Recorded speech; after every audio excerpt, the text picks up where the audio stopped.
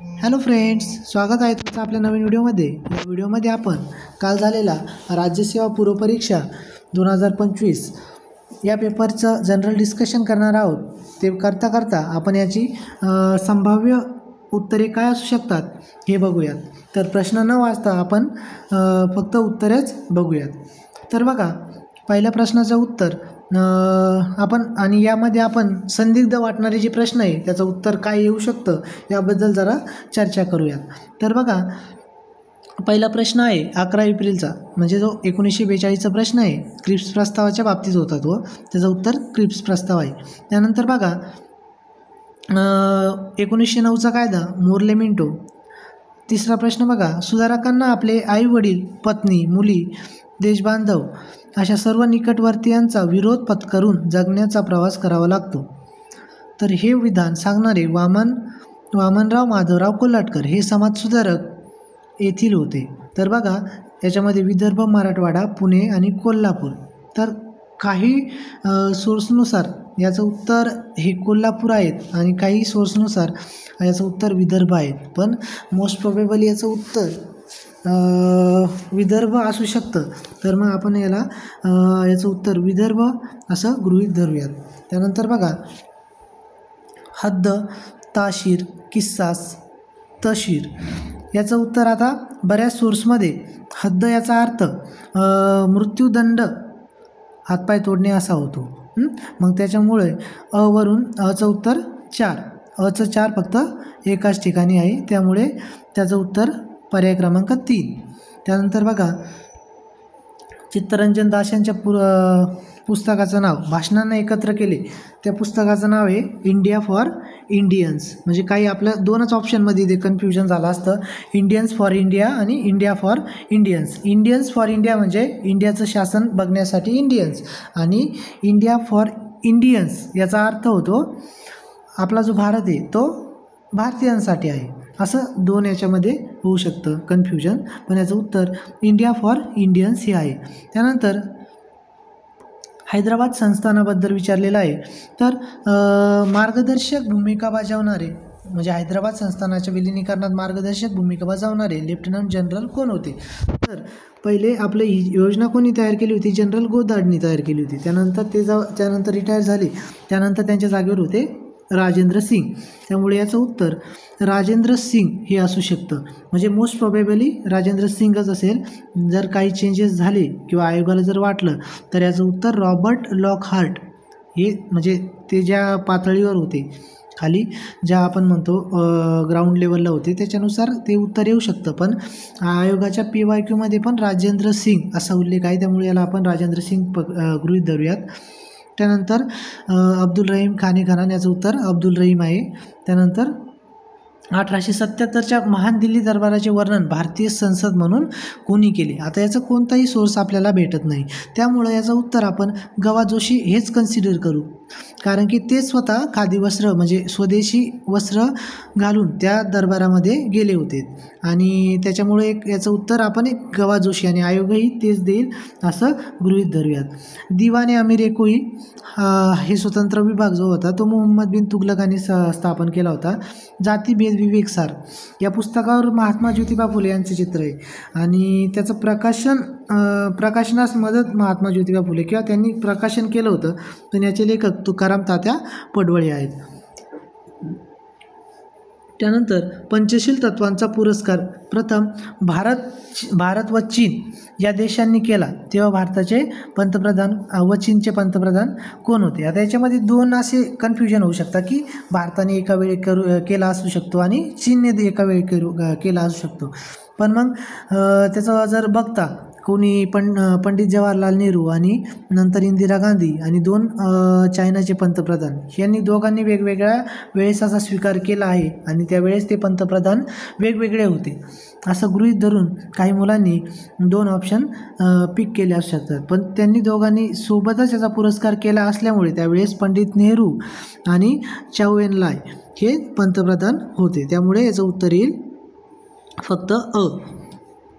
नंतर विधवा व पण अनाचार हे पुस्तक कोणी लिहिले होते? आता याच्यामध्ये आपण बाकी सर्वांचे पुस्तकं वाचलेले आहेत, म्हणजे त्यांनी लिहिलेले, पण आपल्याला व्यंकटेश रंगोकट्टे यांचे कोणतेही पुस्तक वाचलेत नाही, त्याच्यामुळे अशा वेळेस ऑड ऑप्शनसोबत गेलं पाहिजे होतं. त्यानंतर पुढील राजे रजवाडे अपराजित होता. आपलं भोजराजा गुज्जर घराण्यातील होता. विजयालय चोळ घराण्याचा. आदित्य चोळ घराण्याचा होता. फक्त विजयालय हा संस्थापक होता. म्हणजे अ ब क ड यांचे 1 2 3 4 ऑप्शन नंबर 2. त्यानंतर बघा कृष्ण हा, आता हे जे पेदांना होते ते अष्टदिग्गज होते कृष्णदेवरायांच्या दरबारात, त्यापैकी एक होते. त्यामुळे पेडन्ना हे उत्तर बरोबर आहे. आणि नंदी थिमन्ना आणि अल्लम आणि पेडन्ना हे असे 2 जण होते. नंतर नंदी थिमन्ना यांचं अपहारनामा हे पुस्तक होतं आणि पेडन्ना यांचं आपलं पेडन्ना यांचं आपलं आता त्या पुस्तकाचं नाव आठवत नाही आहे, पण ते दोघंही दरबारात कवी होते. म्हणून 1 2 3 हे सर्व ऑप्शन बरोबर ठरतात. आणि हे तुलवा वंशातील होते. संगम, साल्वा, तुलवा आणि नंतर अरविडू असे 4 वंशापैकी हे तुलवा वंशातील होते. त्यामुळे हे उत्तर चुकीचं आहे ऑप्शन. त्यामुळे याचं उत्तर 3 अ ब क बरोबर. नंतर आता 15वा प्रश्न बघा. या समाजाचे सदस्य होण्यासाठी व्यक्तीला ख्रिश्चनांनी बनवलेला पाव व मुस्लिमांच्या हातातील पाणी पिणे बंधनकारक होते. हा जो प्रश्न मी बघितला तो बघता क्षणी मला 1849 साली स्थापन झालेला परमहंस सभा याचं म्हणजे माझ्या मनात क्लिक झालं. कारण की परमहंस सभा जी होती त्यामध्ये या प्रकारची अट होती की जर तुम्हाला याचं सदस्य व्हायचं असेल तर तुम्हाला ख्रिश्चनांनी बनवलेला पाव आणि मुस्लिमांच्या हातातील पाणी पिणे बंधनकारक होते. 1849 साली स्थापन झाला. त्यानंतर 1860 साली त्या सदस्यांची नावे उघडकीस आल्यामुळं तो आपल्याला बरखास्त झालेला दिसतो. त्यामुळे याचं उत्तर एक परमहंस सभा असू शकतं. पण त्यानंतर जर आयोगाने असं केलं की परमहंस सभा स्थापनेमध्ये कोण होते, तरखडकर बंधू होते आणि त्यांनीच नंतर प्रार्थना समाजाची स्थापना केली आणि त्यांच्यामध्ये पण अशी काही ठिकाणी आढळली असल्यास आणि आयोगाला ते वाटलं असल्यास तर याचं उत्तर प्रार्थना समाज येऊ शकतं. त्यानंतर बघा 2011च्या जनगणनेनुसार केंद्रशासित प्रदेशामध्ये अनुसूचित जमातीची लोकसंख्या लक्षद्वीप. त्यानंतर 2011च्या जनगणनेनुसार राजस्थान राज्याचा साक्षरता दर 66.11. नंतर चुकीचे विधान. हे किबिथू जे आहे ते किबिथू आसाममधलं नाही तर अरुणाचल प्रदेशमधील आहे. त्यानंतर खालीलपैकी विधाने. आता हे अँटी क्लॉकवाईज उष्णकटिबंधीय आवर्त अँटी क्लॉकवाईज हे असतात, पुढं उत्तर गोलार्धात, आणि त्याच्यामुळं हे विधान चुकीचं ठरतं. आणि त्याच्याबरोबरच याचा उष्णकटिबंधीय आवर्ताचा व्यास अप टू 300 नॉट 300 to 1500. त्यामुळं हे 2 विधाने चुकीची ठरतात. अचूक मग कोणते येईल? ब आणि ड. त्यानंतर बघा खालीलपैकी नद्या सिंधू नदीच्या उपनद्या. तर बघा हे कट केलं आपण कोसी कट केलं, कोसी गंगेची उपनदी आहे. त्यानंतर काबूल, कुर्रम, झेलम ह्या सर्व आहेत. आणि सतलज, बियास, रावी म्हणजे क आणि ड या दोन्ही उपनद्या आहेत. त्याचबरोबर बघा केरळचं सर्वात जास्त 1084. त्यानंतर पॉंडिचेरीचं. यावरून आपण ऑप्शनपर्यंत जातो. अचं 3 एकाच ठिकाणी. नुसतं अ जरी माहिती असतं तरी आपण उत्तरापर्यंत पोहोचू शकलो असतो. त्यानंतर बघा भारतीय द्वीपकल्पाच्या सीमेवरील याचं उत्तर आहे तापमान वाढतं आणि दाब कमी होतो, त्याच्यामुळे ते निर्माण होतात. आता कळसुबाई हे शिखर महाराष्ट्रातील सर्वोच्च शिखर कोणत्या पर्वतरांगेत आहे? हरिश्चंद्र, बालाघाट. हरिश्चंद्र जर असतं तर त्याचं उत्तर येऊ शकलं असतं, पण बालाघाट असल्यामुळे याचं उत्तर सह्याद्री येईल. त्यानंतर बघा प्रशांत महासागर. आपल्याला मरियाना गर्ता आहे पॅसिफिक महासागरामध्ये, एवढं जरी माहिती असतं तरी आपले 2 ऑप्शन एलिमिनेट होतात. हे प्रशांत महासागरामध्ये मरियाना गर्ता, हे 2 ठिकाणी वरचे 2 ऑप्शन कट होतात. त्यानंतर उरतात 2 ऑप्शन आणि एक आर्टिक युरो एशियन गर्ता. आपण लॉजिक लावलं असतं आर्टिक महासागर कुठे आहे? वरच्या बाजूला आहे. आणि युरोप आणि एशिया हे पण वरच्या बाजूला आहे. अटलांटिक महासागर मध्यभागी आहे आणि हिंदी महासागर भारताच्या खाली आणि जावा बेटा हे हिंदी महासागरामध्ये. याचा वापर करून आपण सीचं 1 या तिसऱ्या ऑप्शनमध्ये, त्यामुळे याचं उत्तर येऊ शकलं असतं ऑप्शन क्रमांक 3. कर्कवृत्त कोणत्या राज्यामधून जातं? पूर्ण 8 राज्यामधून जातं. त्याच्यामध्ये गुजरात, राजस्थान, मध्य प्रदेश, नंतर मिझोरम, त्रिपुरा, झारखंड, पश्चिम बंगाल हे सर्व यांचा समावेश होतो, म्हणून ऑप्शन नंबर 1 हे बरोबर उत्तर आहे. त्यानंतर निलगिरीचं स्थापन वर्ष 86, त्याच्यावरून अचं 4 एकाच ठिकाणी हे ऑप्शन क्रमांक 2. त्यानंतर प्रकाशे कुठे आहे? तापी, गोमती नदी काठी आणि मुदावड, तापी, पांजरा ही 2 माहिती असते तरी ऑप्शनपर्यंत पोहोचला असतो. अचं 2 आणि बचं 1 हे दुसऱ्या ऑप्शनमध्ये ऑप्शन क्रमांक 2. त्यानंतर जून ते सप्टेंबर या काळामध्ये महाराष्ट्रात मोसमी वारे, नैऋत्य मोसमी वारे आणि त्याच्यानंतर जे येतात ते नैऋत्याच्या विरुद्ध म्हणजे ईशान्य मोसमी वारे ते नंतर येतात. सप्टेंबर, ऑक्टोबर, नोव्हेंबर या दरम्यान वाढतात ते वारे. त्यानंतर हे दोन्ही स्टेटमेंट बरोबर आहेत आणि असं प्रश्न आल्यानंतर दोन्ही स्टेटमेंट बरोबर असून त्याचे स्पष्टीकरण तर दुसरं वाक्य असतो. आता धोकादायक कचरा व्यवस्थापन स्थापनेसाठी याचं उत्तर पर्यावरण, वने, हवामान बदल मंत्रालय. याच्यामध्ये नायट्रस ऑक्साईड, आम्ल पर्जन्य आणि मिथेनचं जागतिक तापमान वाढ ही जरी माहिती असतं तरी तुम्ही ऑप्शनपर्यंत पोचू शकला असता. त्यानंतर आता बघा, क्रिटिकल एंडेंजर घड्याळ माहीत होतं, क्रिटिकल एंडेंजर म्हणून. लेदरबॅक टर्टल हे चर्चेमध्ये होते, त्यामुळे हा प्रश्न विचारला आहे आणि ते आय थिंक नियर थ्रेटेन कॅटेगरीमध्ये येतात, त्यामुळे याचं उत्तर लेदरबॅक टर्टल हे आहे. तर बघा, आणि जीवशास्त्राने ही धोका निर्माण करणाऱ्या घटकापैकी आता IUCN तर येणारच नव्हतं आणि इन्व्हायरमेंट इम्पॅक्ट असेसमेंट आणि EPA याचा काही संबंध नव्हता, त्याच्यामुळे एक फाइंड ऑड आउट करून या उत्तरापर्यंत पोहोचू शकलो असतो. खालीलपैकी कोणते एक पुनर्नवीकरणीय ऊर्जा संसाधन उदाहरण आहे? त्याचं उत्तर भूऔष्णिक ऊर्जा. त्यानंतर बघा याच्यामध्ये साधं लॉजिक लावलं असतं. 2 पैलू कोणते जमीन धारणेचे? एक तर विद्यमान आणि नंतर भविष्यात किती धारण करतो, या दोन्हीचा विचार करूनच आपण मर्यादा डिसाईड करतो ना, त्यामुळे याचं उत्तर येईल अ आणि क. तर लिंग आधारित मानव विकास निर्देशांक हा आरोग्य, शिक्षण, सबलीकरण आणि श्रम बाजार यांचा संयुक्त निर्देशांक आहे. वरील 4 घटकाचा विचार केल्यास स्त्री पुरुषातील असमानतेमुळे मानव विकासावर प्रतिकूल परिणाम होतो. तर बघा, आता जो हा निर्देशांक आहे तो GDI सांगितलेला आहे आणि GDI कसा असतो? ह्युमन HDI इंडेक्स आणि फिमेल HDI इंडेक्स यांचं गुणोत्तर काढला जातो आणि त्याच्यामुळे GDI ह्युमन डेव्हलपमेंट इंडेक्समध्ये काय असतं? त्याच्यामध्ये असतं आरोग्य असतं, शिक्षण असतं, सबलीकरण तर नसतं, परंतु एक राहणीमानाचा दर्जा असतो आणि श्रम बाजार त्याचा समावेश त्याच्यामध्ये होत नाही. तर बघा, त्याच्यामुळे वरील दोन्ही उदाहरणे चुकीची ठरतात, त्यामुळे ऑप्शन क्रमांक 4 त्याचं उत्तर आयोग देईल. त्यानंतर 26 जून 1975 रोजी जाहीर केलेल्या 20 कार्यक्रमांचा मुख्य हेतू, 20 कलमी कार्यक्रमांचा मुख्य हेतू जो होता तो काय होता? तर दोन्ही हेतू आहे, पण जर असा विचार केला की मागच्या आयोगाचे प्रश्न विचारण्याची पद्धत, त्यानुसार आयोग याचं उत्तर मुख्य हेतू नाही का, मुख्य हेतू त्याच्यावरून याचं उत्तर आय थिंक फक्त ब बरोबर देऊ शकतो, कारण की दारिद्र्य रेषेखालील लोकांना सहाय्य करणे किंवा दारिद्र्य निर्मूलन करणे हा मुख्य हेतू, आणि हे केल्यानंतर आपोआपच त्यांच्या राहणीमानामध्ये सुधारणा होईल, त्यामुळे माझ्या मते याचं उत्तर फक्त ब बरोबर असं यायला हवं. त्यानंतर अन्न सुरक्षा विधेयक, आता रिपीट झालेला प्रश्न आहे बरेच वेळेस, त्यामुळे अ आणि ब दोन्ही बरोबर. ऑप्शन क्रमांक 1. शाश्वत विकास संकल्पना 1980. त्यानंतर बघा 2020मध्ये रँक 117. फक्त उत्पादन होणारी वाढ विधान किंडलबर्जर. त्यानंतर आता ट्रिकल डाऊन तंतोतंत एक्स्ट्रीम स्टेटमेंट कट केलं असतं तरी बाकीचं जागतिकीकरण विशेषतः 2005पासून भारताने गाठलेला उच्च दर ट्रिकल डाऊन थिअरीवर प्रश्नचिन्ह उपस्थित होतं. जनरल स्टेटमेंट आहे बरोबर, त्यामुळे फक्त विधान ब बरोबर.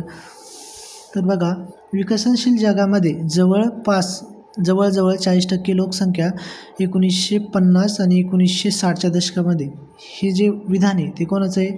रॉबर्ट 2 एकापैकी वरचं जर दिलं असतं म्हणजे LCM पद्धत म्हणतो आपण त्याला, त्यानुसार याच्यापर्यंत पोहोचला असतो. तर राष्ट्रीय हवामानविषयक आता हवामानमध्ये सौर येऊ शकतं, शाश्वत वस्ती स्थापन येऊ शकतं, जल अभियान पण येऊ शकतं, कारण की जलाचा विचार करूनच आपण हवामान म्हणजे त्या याच्यामध्ये येतच. आणि आरोग्य जास्त त्याच्यासोबत रिलेटेड नसतं. राष्ट्रीय आरोग्य अभियान हे वेगळा प्रकार आहे, तो याच्यामध्ये समावेश होणार नाही. तर बघा पुढे एक जनरल स्टेटमेंट होते अ आणि ब बरोबर. तिसरं स्टेटमेंट चुकीचं आहे. विकसित देशाच्या तुलनेत शेती विकासाचा अधिक दर. आता दर अधिक असता तर पहिलं स्टेटमेंट चूक असतं. अर्थव्यवस्था मोठ्या प्रमाणात कृषी क्षेत्रावर अवलंबून आहे आणि उत्पादन क्षेत्रातील रोजगार संधीची कमतरता. दोन्ही स्टेटमेंट बरोबर आहे, पण तिसरं स्टेटमेंट ऑड वाटतं. त्यामुळे फक्त अ आणि ब बरोबर.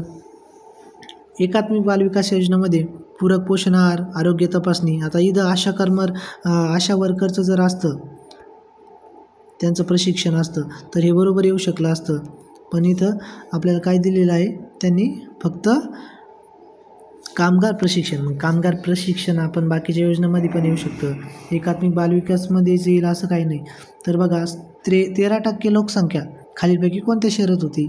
चेन्नई जर एलिमिनेट केलं, 3 मोठे शहरं पकडले आपण, याचं उत्तर एक तर 2 ऑप्शनमध्ये कन्फ्यूज झालं असतं, अ आणि ड किंवा अ क ड. कारण की चेन्नईची लोकसंख्या म्हणजे जी आपण जे म्हणतो शहरी लोकसंख्या ती एवढ्या प्रमाणात नाही. त्यामुळे अ क ड ऑप्शन क्रमांक 2 याचं उत्तर येईल. नंतर 17.5 लोकसंख्या. भारताच्या राष्ट्रीय 2000 इथं 2045 आहे आणि हे 30% नसून 30 पर 1K नाही का, 30 पर 1000 एवढं हे त्याचं उत्तर होतं. 30% नव्हतं हजाराच्या. त्याच्यामुळं त्याचं उत्तर सार्वत्रिक लसीकरण हे बरोबर आहे. ऑप्शन क्रमांक 1 आणि 3 चुकीचे आहे, म्हणजे फक्त ब बरोबर. त्यानंतर खालीलपैकी कोणती भौतिक राशी टकरीच्या दरम्यान अक्षय राहते, म्हणजे आपण म्हणतो मोमेंट कन्झर्व ड्युरिंग कोल्युजन. खालीलपैकी द्वारे विश्व स्थिर नसून याचं उत्तर आहे रेड शिफ्ट. त्याच्यासाठी अभ्यासाची गरज असते, म्हणजे extra ordinary out of the box जे क्वेश्चन आहे त्याच्यासाठी जरा आपल्याला स्वतः इफेक्ट घ्यावा लागतो, एफर्ट. त्यानंतर बघा न्यूट्रिनो कण विसर्जित होतो, कशाने होतो तो, बीटा डिकेमध्ये होतो. याला पण जास्तच अभ्यासाची गरज असते. म्हणजे तज्ज्ञ आयोग असा विचार करतो की मुलं तज्ज्ञ आहे त्या दृष्टिकोनातून तो केलेला असतो. आता विस्कोसिटी हा जनरल प्रश्न होता. विस्कोसिटी लिक्विड आणि विस्कोसिटी ऑफ गॅसेस हे विरुद्ध असतं.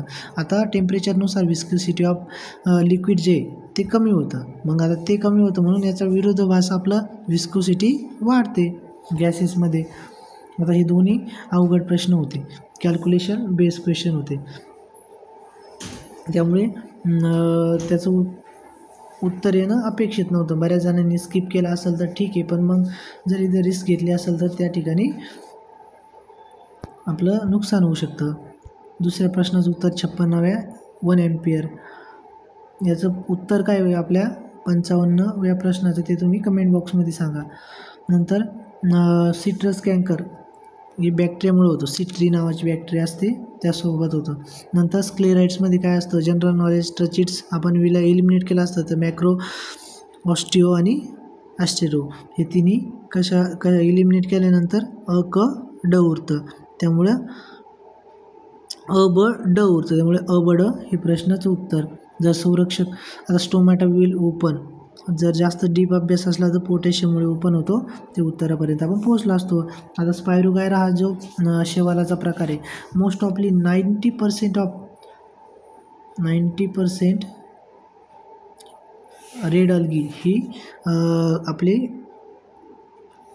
फ्रेश वॉटरमध्ये वाढणारी असते. त्याच्यामुळे स्पायरोगायरा. आणि तर वर म्हणले तलावाची असेल तर मग सागरी पाण्यामध्ये काय संबंध, ब ऑप्शन एलिमिनेट केला तर अ क ड हे अ क ड उत्तर बरोबर. त्यानंतर बघा कोणत्या बियाचे फुले पाने आणि कोणत्या झाडाच्या फुले पाने बिया वापरून मारिजुआना कॅनॅबिस सटायवा. नंतर त्याचं उत्तर ऑप्शन क्रमांक 4. नंतर आता हा जर मेडिकल फील्डमधल्या विद्यार्थ्यांना हा प्रश्न लवकर सुटला असता. फॉलिकल स्टिम्युलेटिंग, ल्युटिनायझिंग, इस्ट्रोजन आणि प्रोजेस्टेरॉन. बाकी याच्यामध्ये टेस्टेस्टेरॉन आलेलं आहे.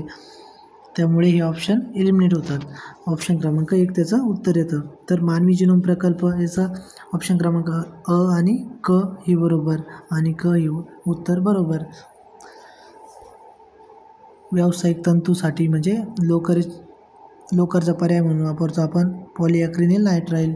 त्यानंतर खालीलपैकी औषधांचे वर्गीकरण वेदनाशामक पॅरासिटेमॉल नाही का, आपण पॅरासिटेमॉल अँटीपायरेटिक आणि ॲनॅल्जेसिक म्हणून म्हणजे फिवर कमी होणे प्लस वेदना कमी होणे या दोन्हीसाठी वापर त्याचा केला जातो. त्याच्यामुळे त्याचं उत्तर फक्त ड. त्यानंतर बघा मोनोसॅकराईड प्लेन C6H12O6 म्हणजे ग्लुकोज. त्याच्यानंतर ग्लुकोजनंतर सुक्रोज म्हणजे मोनोसॅकराईड डायसॅकराईड ट्रायसॅकराईड. त्याचं उत्तर ऑप्शन क्रमांक 4. नंतर हे प्रोटीन हे जे आहे का ते काय आपले हायड्रोजनचेच आयसोटोप्स आहे म्हणजे त्यांचे अणुवस्तुमान पहिलं प्रोटियम ड्यूटेरियम ट्रिटियम. रिपीट प्रश्न आहे पूर्वपरीक्षेमधील. त्यानंतर बघा ऊर्जेमध्ये कोळशाचा वापर होत नाही, फक्त भूऔष्णिक ऊर्जेमध्ये कोळशाचा वापर होत नाही म्हणजे ऑप्शन क्रमांक फक्त क बरोबर याचं उत्तर येईल. त्यानंतर बघा मॅग्नेशियम क्लोराईड या संयुगाची निर्मिती होताना मॅग्नेशियम व क्लोरीन अणूमध्ये कोणता रासायनिक बंध तयार होतो. तर बघा हा आयोनिक बॉन्ड आहे NaCl जो असतो NaCl. तर आता Naकडे जेव्हा असलेला एक एक्स्ट्राचा एलिमेंट तो क्लोरीनकडे शिफ्ट होतो आणि त्यापासून आयोनिक बॉन्ड तयार होतो त्यांच्यामध्ये. त्यानंतर आता हे हिस्ट्रीचं जे प्रश्न आहे ते एकदम सोपे होते म्हणजे तुमचे 15पैकी 12-13 उत्तर यायलाच पाहिजे होते. तर बघा कॅबिनेट मिशन योजनेनुसार 1946 संविधान सभा निर्माण करण्यात आली होती. फक्त एक बरोबर आहे, 2 पण बरोबर आहे. अ बरोबर मुस्लिम लीगने नव्हता स्वीकारला आणि काँग्रेसने पण प्रस्ताव स्वीकारला नव्हता त्यामुळे अ आणि ब बरोबर फक्त. त्यानंतर आधुनिक संविधानवाद संकल्पनेची सुरुवात इंग्लंड याचं उत्तर आहे. त्यानंतर फक्त अ बरोबर ऑप्शन क्रमांक 4. त्यानंतर पहिल्या 2 समिती बरोबर, चुकीच्या खालच्या 2 समिती म्हणजे ऑप्शन क आणि ड. त्यानंतर बघा उपराष्ट्रपतीबद्दल बोललेलं आहे. उपराष्ट्रपती दिनांकास पद ग्रहण करेल त्या दिनांकापासून 5 वर्षाच्या अवधीपर्यंत बरोबर आहे. त्यानंतर उपराष्ट्रपती राष्ट्रपती समजून देऊ शकतो राजीनामा.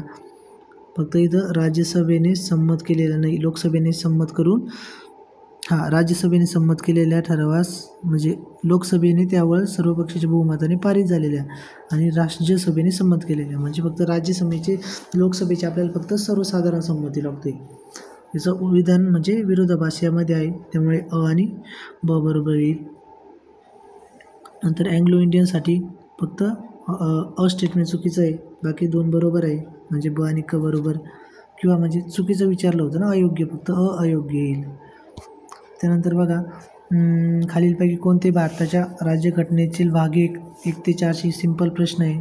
ऑप्शन क्रमांक 1 71 आणि उपकलमाचा भाग त्रिपुरा व झारखंड. स्वातंत्र्यानंतरचा पहिला लोक अदालत गुजरात.